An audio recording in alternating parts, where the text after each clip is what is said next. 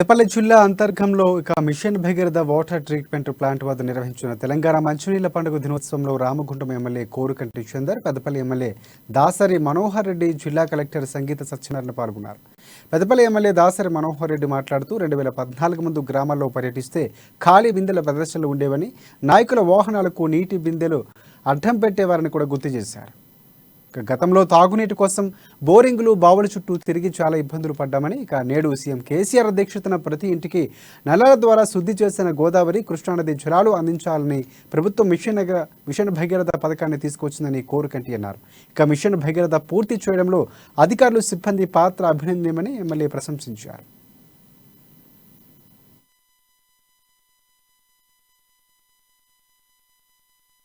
తెలంగాణ రాష్ట్రమంతా కూడా పండుగ జరుగుతూ ఉంది. సమైక్య పాలనలో భారతదేశ 70 ఏళ్ల స్వాతంత్ర భారతంలో ఏ రోజు కూడా ఈ విధంగా మంచినీళ్ళ పండుగ జరుపుకున్నటువంటి రోజు లేదు.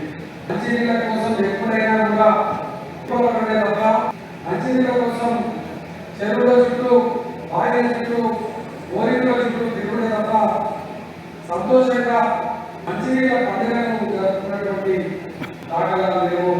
ఈరోజు